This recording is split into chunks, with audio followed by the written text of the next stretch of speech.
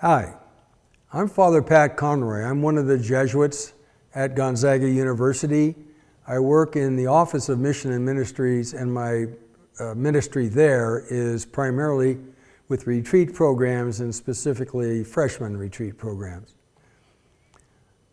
I'm here to say some words as we are about halfway through, a little more than halfway through Lent, that I hope are of assistance to you or might help focus some of your intentionality as we continue through Lent. I paid very close attention in the past week. One of the readings of the day was from the gospel passage in Matthew where Peter asks Jesus how many times he should forgive his brother, as many as 7 times. And I never thought about it before, but might Peter have been talking about Andrew? Or was he just saying my brother generally? Let's go with the latter, okay? And Jesus' response, as you may know, is not 7 times, but 70 times 7. That's a pretty strong emphasis on the importance of forgiveness in our lives.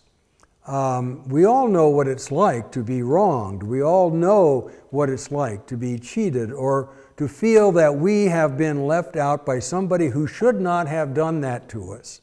What it feels like to be angry with someone or upset with someone, and how difficult it is to forgive. A few years ago, when I was still working in Washington, D.C., I was invited on a trip to Russia to engage in conversations between Americans and Russians.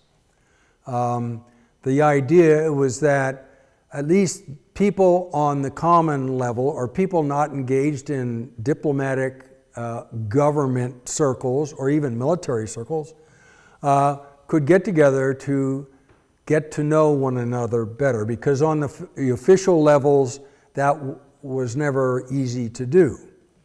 So I read a very thick history of the people of Russia, and going back 1,000 years to the first Kievan Rus during the Great Schism between East and West in Christianity, the Roman Catholic, and then the Eastern Russian Orthodox split.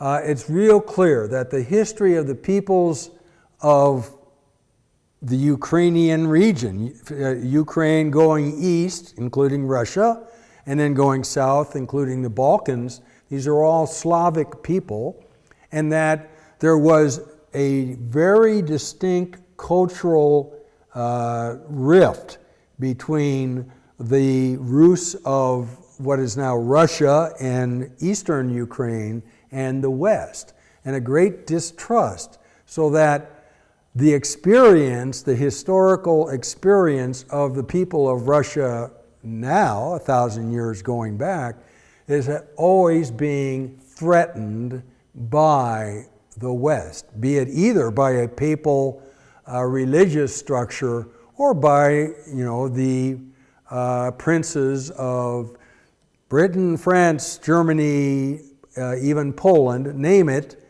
so that there's this great distrust that the Russians, and Vladimir Putin is, the epitome of that now, distrust and fear of the West. And we hear this, that if Ukraine were to join NATO, then Russia's enemies would be on Russia's doorstep. That fear is very real today. And because of that fear, it is a very difficult thing for people like Vladimir Putin to forgive the horrendous, in some cases, actions of the West against the Russian people. Now, of course, that goes the other way as well, but it explains what appears to be almost insane activity now. He's gone to war over Ukraine. And I think the root cause of this was the human failure that Putin has of not being able to forgive. Now, I'm not laying all the blame on Putin, and it doesn't do us any good even to do that, especially during Lent. What I'm trying to point out is some of the greatest evils in our world are carried out because people refuse to forgive. The West refuses to forgive the East. The East refuses to forgive the West. In our own country, the North refuses to forgive the South, and the South certainly doesn't forgive the North. The Civil War is still on in some parts of our country.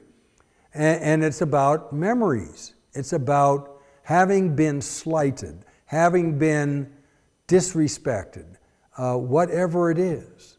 And then on all sides, the radical message of Jesus to love your enemies, to forgive your enemies, is attempting to break through. Now, none of us individually can do a heck of a lot about the North-South divide in our country, racism. None of us can do anything about the geopolitical rift in our world today. At least not immediately. What we can immediately do is address that within us, within ourselves. Are we holding any grudges?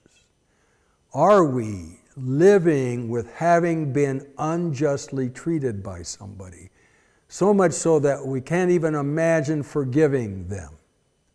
This is the challenge, I think, that Jesus presented to his disciples, to Peter, and all of us, and very appropriate for this time of Lent.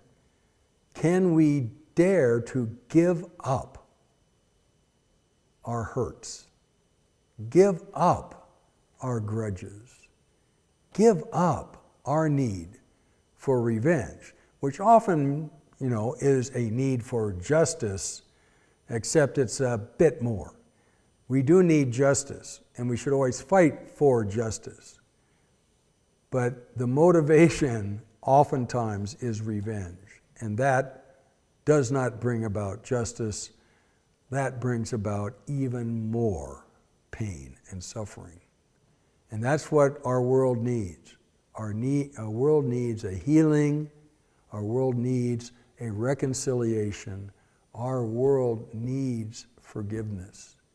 And what each one of us can do is model that gospel message and how we encounter those in our lives whom we should forgive.